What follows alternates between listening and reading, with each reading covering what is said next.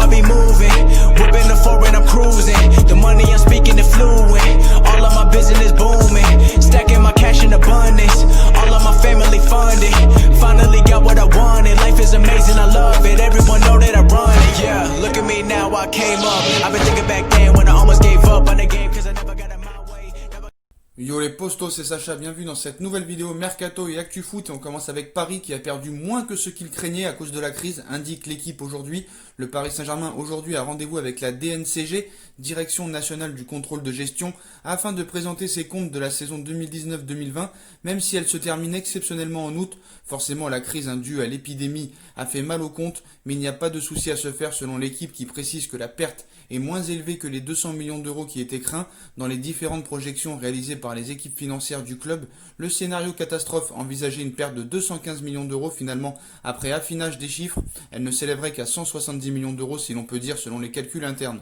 Ce montant s'entend hors transfert, le PSG va le ramener à 120 millions d'euros avec les ventes lors de la saison dernière de Nkunku au Red Bull Leipzig, de Nzoki à Nice, de Trapp à Francfort, de Robaille à Lens et le bonus sur le transfert de Lo Celso au Betis Séville à Tottenham, le PSG va le ramener à 120 millions d'euros. Malgré ce lourd déficit, Paris va passer sans encombre ce rendez-vous devant la DNCG avec les départs de Thiago Silva et d'Edinson Cavani qui touchaient tous les deux plus d'1 million d'euros par mois. De réelles économies sur la masse salariale vont être opérées, même si on reste prudent face aux affirmations du journal sportif à propos de l'avis du PSG, il est à peu près crédible à ce sujet. Du moins, on peut bien penser que les dégâts sont moins importants que ce qui avait été imaginé, une très bonne chose évidemment, et le club parisien ne devrait pas avoir de soucis face à la DNCG de toute façon.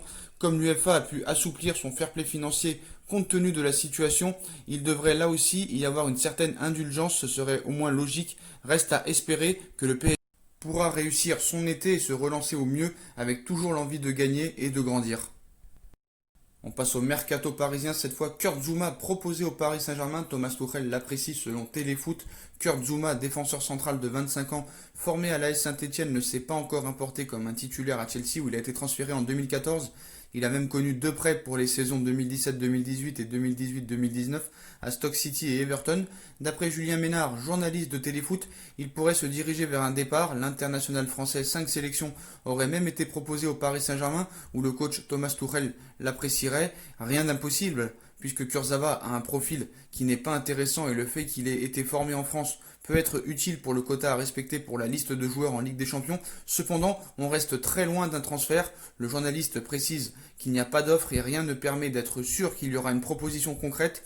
Il y a en plus une concurrence possible, alors Zouma est pour le moment une éventuelle option possible, sans plus. Il faut rester très prudent sur ces genres d'infos.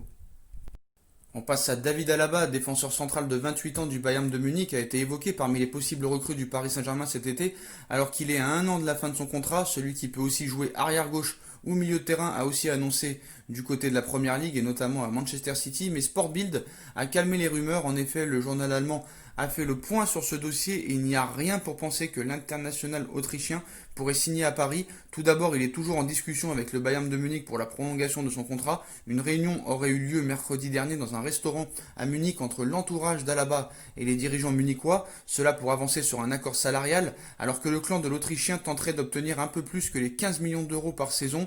Quant aux intérêts du Paris Saint-Germain et de Manchester City, ils n'inquiéteraient pas vraiment le Bayern de Munich puisqu'ils ne font pas partie des destinations qui tentent Alaba, lequel ne penserait qu'au FC Barcelone et au Real Madrid en cas de départ, et ces derniers n'auraient encore rien tenté, alors que le club munichois peut continuer à négocier. On reste toujours prudent face aux rumeurs et notamment quand les journaux commencent à donner de détails sur les envies des joueurs. Cependant, le tout est crédible est ici.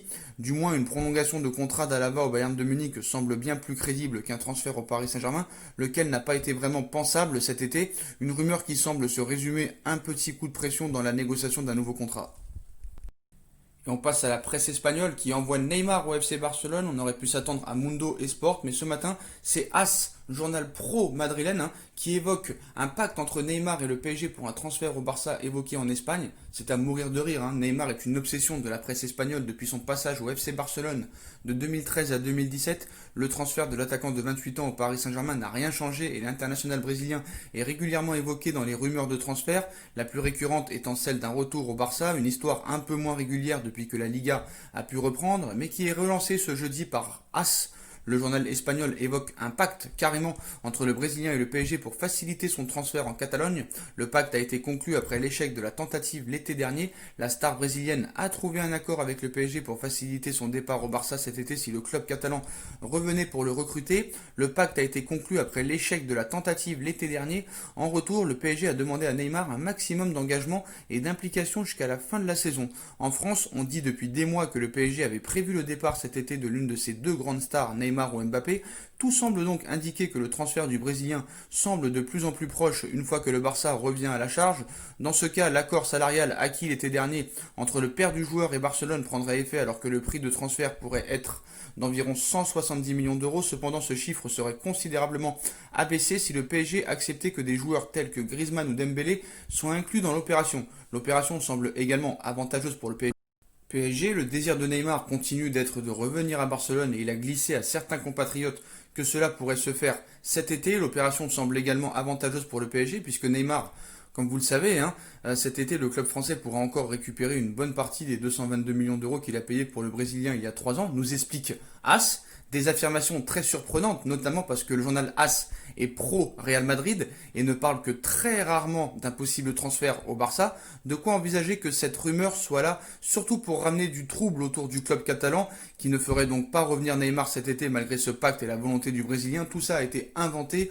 En tout cas, on ne voit ici rien de plus qu'une histoire pleine d'affirmations qui n'ont pas le moindre fondement comme d'habitude. Ce pacte n'a jamais été et n'a jamais existé. Les médias français sont loin d'avoir annoncé la vente aussi de l'une des stars cet été.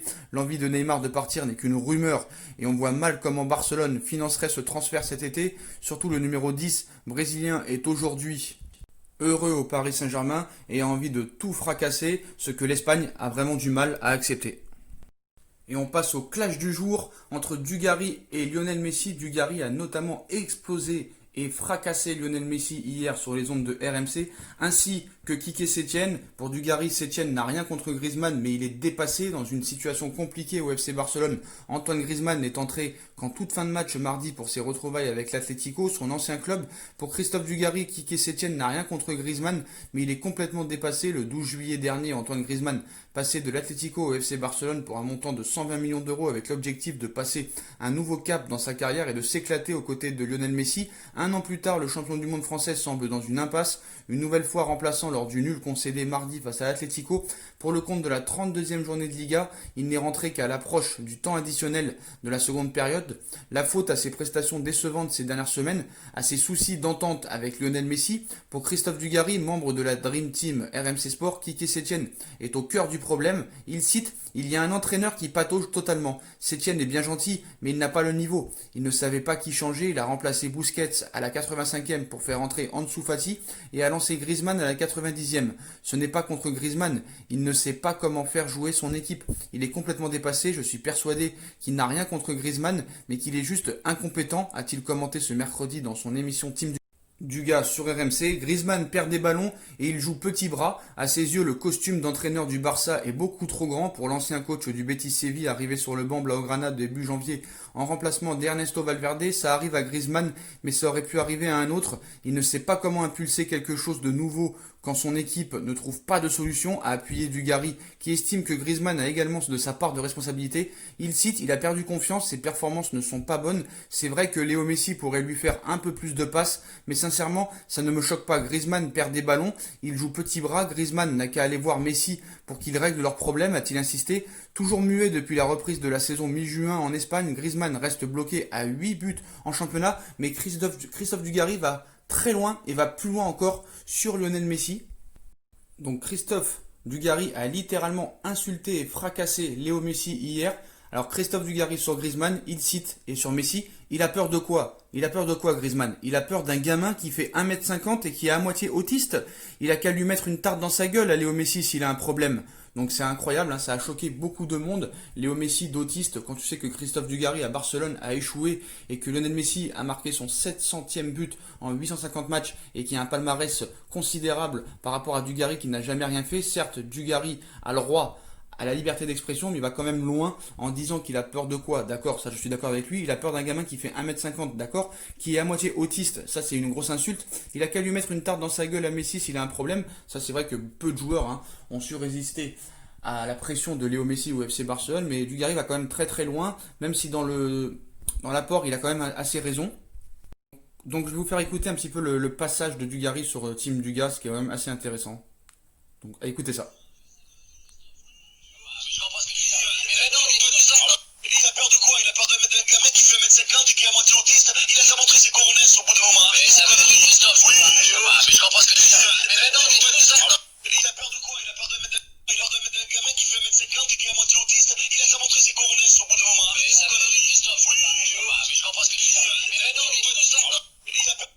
Donc voilà un des propos assez choquants de la part surtout des socios barcelonais, quand tu sais que Dugarry vraiment a été champion du monde, champion d'Europe, mais voilà, n'a pas vraiment été extraordinaire footballistiquement et n'a même pas marqué l'ongle d'un but de Lionel Messi dans sa carrière. Donc voilà les postos. Donc ça a fait pas mal parler hier. Donc il peut avoir raison sur certains points, comme il peut avoir beaucoup tort. Donc voilà, dites-moi en commentaire ce que vous en pensez de ces propos.